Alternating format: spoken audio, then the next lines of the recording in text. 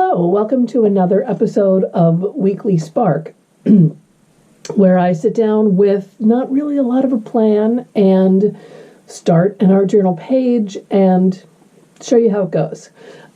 This week my inspiration is a little set of holiday stickers that I got from Trader Joe's a year or two ago, and I actually found them in my stash. I'm basing my color palette on those, and the imagery is kind of woodland forest animal. So let me turn the camera around and I'll show you the materials that I have gathered and what happens. Okay, here are the stickers. There's a hare, squirrels, a wolf, a deer, and a partridge or a pheasant. And I love the designs with all of the dots of white, both the random dots of the snowflakes and then kind of the draped dots that look almost like garland. So this one actually has a little dirt on it from, spray materials. So this set looks a little bit cleaner. The two that I like the most that I'm going to work with today are the hare. I love this teal color, and the deer. The orange is a challenge for me. That's not a color that I usually work with, and so that's partially why I picked it. I like the two animals. I especially like the deer in winter, the reindeer, the female reindeer that keep their antlers and whatnot. So I have here, just off camera, a little assortment of scraps of paper in that color palette. There's a lot of really thin mulberry paper, which I like to layer. There's some old text because I always have that. Excuse me, I always have that laying around. And then some oranges and some teals. I pulled in some distress sprays in that palette, both in like a neutral, warm, old paper color, but then also peacock, rusty hinge. I might also grab evergreen to be a partner to the peacock. I've gathered twigs as well in case I need a neutral. I do have some watercolor sprays, and really that's all I've gathered so far. I'm thinking probably of some white Posca pen to do some extra dots.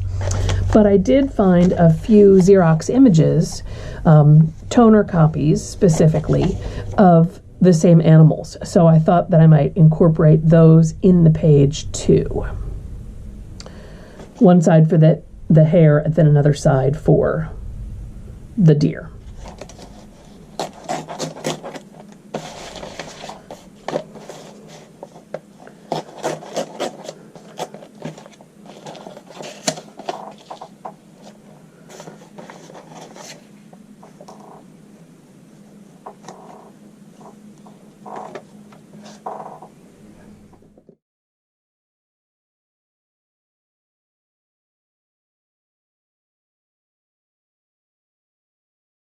So I'm taking a risk gluing these down first because I'm not sure how the page is going to develop. And I want to make sure and get them pressed down really nice and flat, but I'm trying to keep any gel medium off of the image. That way, if I want to go back in with any water-based medium or something like that later on, there's nothing that is resisting, protecting the paper and keeping it from being absorbent.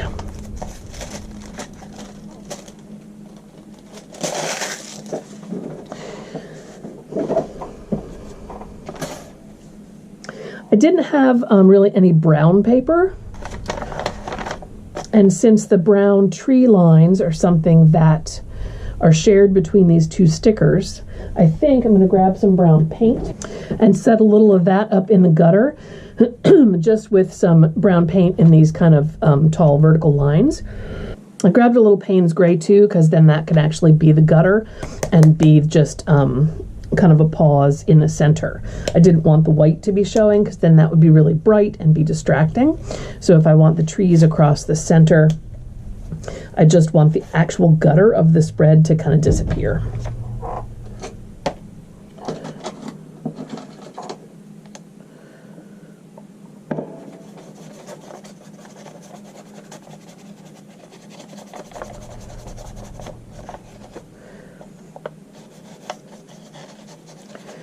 This is golden fluid acrylic, and I'm working with just a dry brush and really trying to get it to spread out thin so that it will dry quickly, so that I can continue to work and go over it and not have it read, blur, not have it change the way the trees are going to read, the tree shapes are going to read.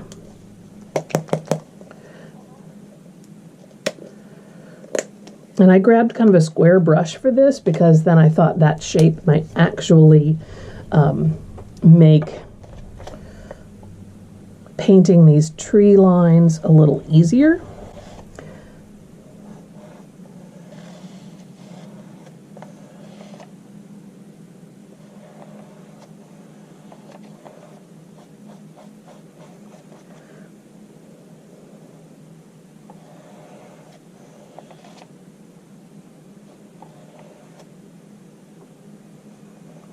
I like how it reads with the Payne's Gray underneath it. This burnt sienna here is so very orange. So I did grab some raw umber as well, and we'll probably just change up my tree a little bit.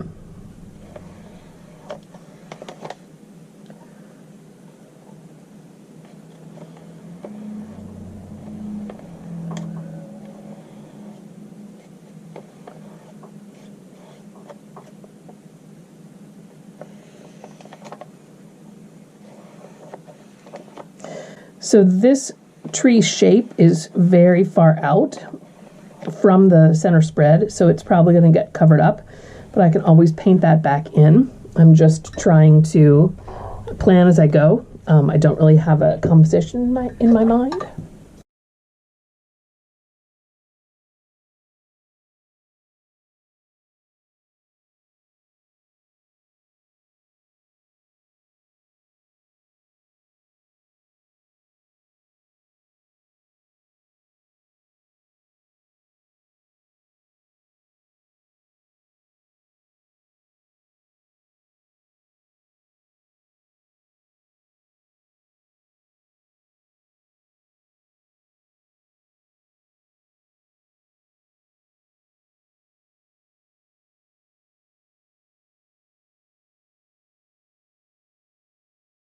So I will obviously come across and cut the extra paper off the bottom of the page. I just wasn't going to fuss with it too much right now.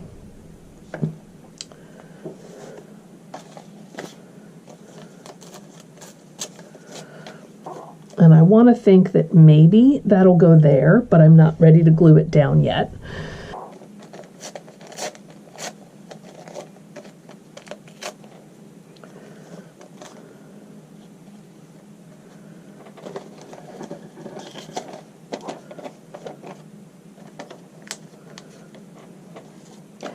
This antique paper is so old, it's just disintegrating.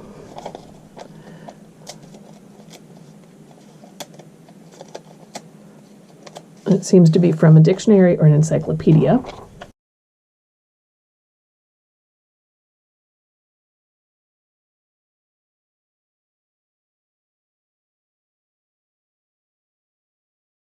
And I did go over that one in gel medium to protect it.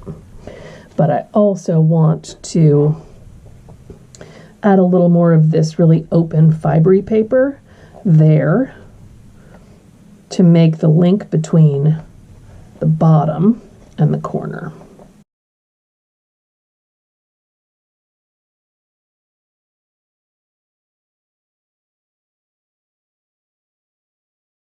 I like this strip of this bluish gray, and I want to camouflage the cut end. So I just peeled that edge paper up a little bit so I can tuck this under and glue that back down.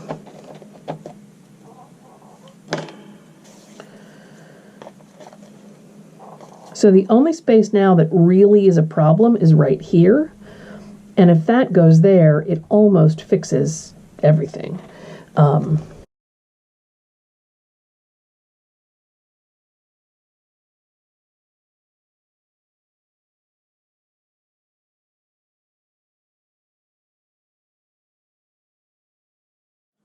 So that might go there. I'm just going to set it in the corner for now because that's so wet. I don't want it to stick. I have this Distress Stain, which comes in like a sponge dauber top, and it comes out very, very yellow. It's called Antique Linen, but it might be a little yellower than what I want. I thought I might try it on the hair Xerox.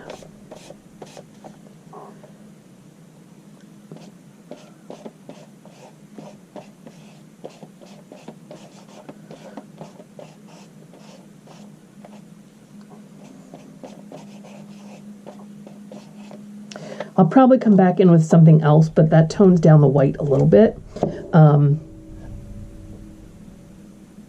I want to go a little more antique, like the antique paper, so that might just be with watercolors. I'll let that dry. Let's work on the deer page. Let's see.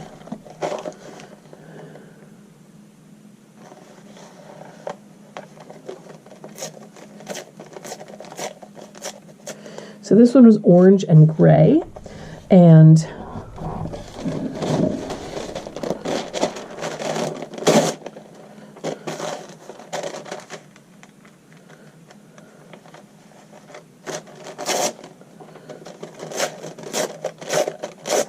I do have this really nice mulberry paper in gray. There's a little kind of diagonal here from the center gutter down towards the image. So I think I might follow that with this side as well and create kind of a mirror symmetry on the two of them.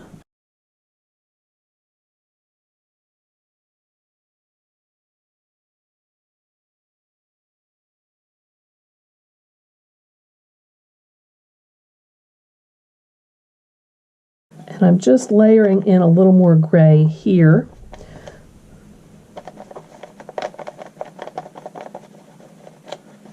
Since that paper is so very translucent, transparent.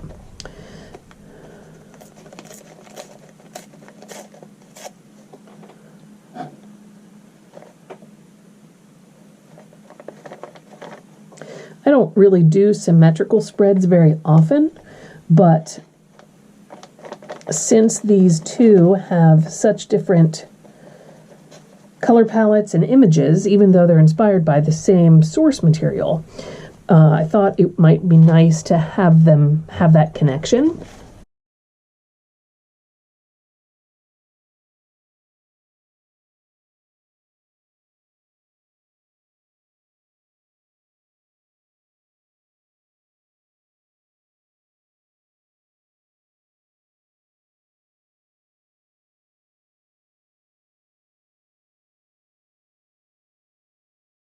So this tree I can bring back in if I want to and have it reach the edge of this paper.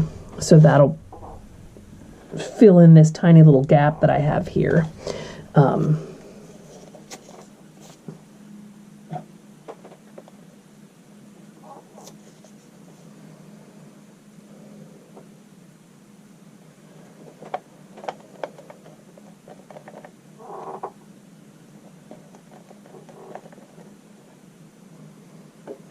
This creates an awkward area right there, and that might be where I put the deer sticker.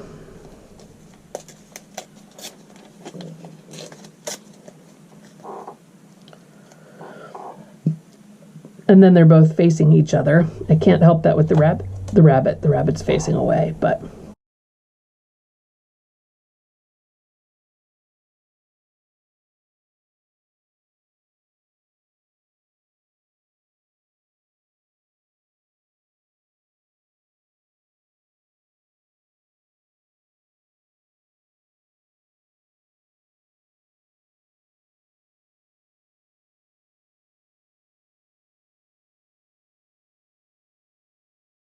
I'm going to come in with a smaller brush and some raw umber, and so this is going to kind of change the look of the trees a little bit, make them less orange,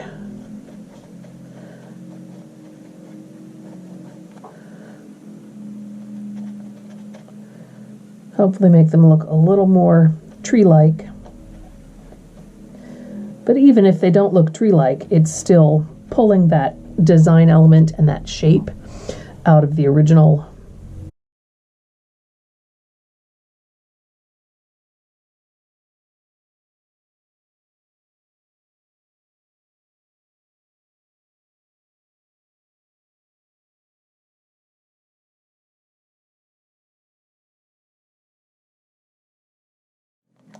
Definitely not a fan of this distress stain for this application. It's yellower than I wanted. I wanted something a lot more antique, but I did it on both of them to keep them even, and I'll go in and tweak that again with a little something else. Right now, I'm pretty happy so far. That was fun.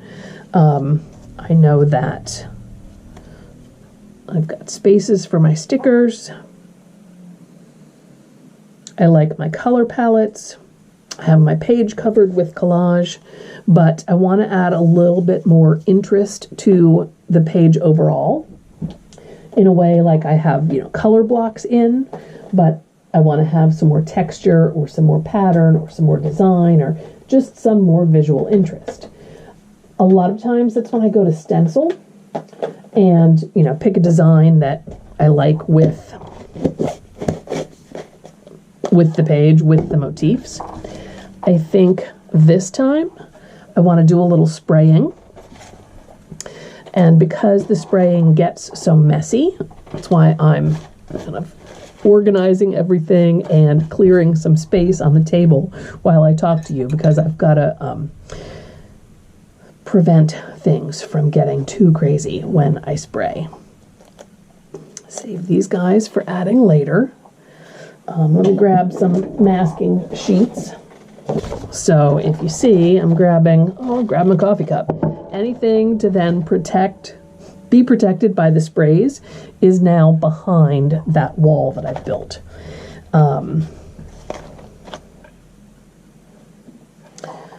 Let's start simple. This is a little watercolor brown.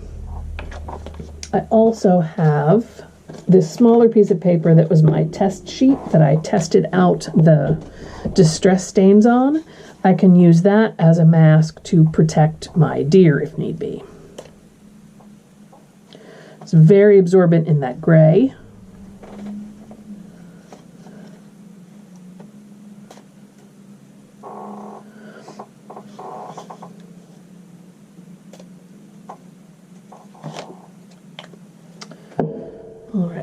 I've got some teal. Again, watercolor. They're Doc Martin pH watercolor inks.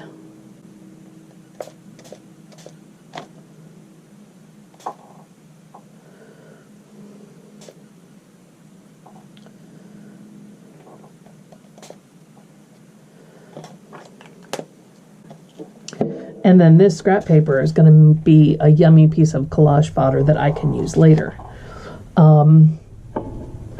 I've got Payne's Gray, which is the same dark color that I put between the trees.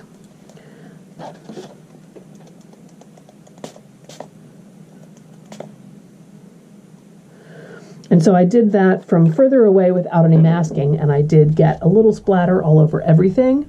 So now there's not just this yellow behind the images. I could go into these images with watercolor, but then that's actually going to move and bleed the spritz that I just sprayed on there. So I'm actually going to leave those splatters as is. I like that. But you can see, hopefully you can see now, that just gave it a little different level of detail. Now, yes, there are spots where I have to, peel that off so you can see where the page really ends. Turn this over, you can see a little more clearly. There's my page, and there's my page. So I like that. That's completely fun. It feels winter forest to me. What I haven't done is reference the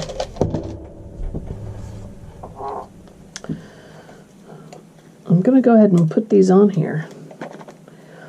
if it is moist and they don't stick all the way, I can come back in and glue them down later. But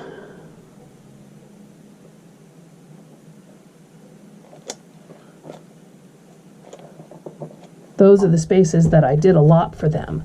The thing that I haven't done is this white. And so I definitely want to add a little bit of that. So again, splatter shield the coffee. This is white ink. It's by Davies-Reazor.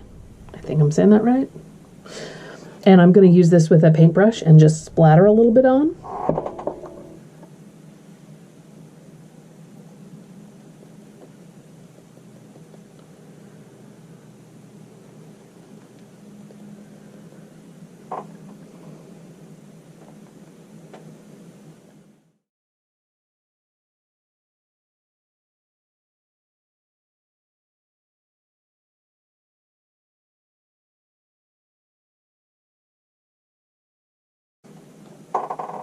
Okay, the last thing that I was thinking I might do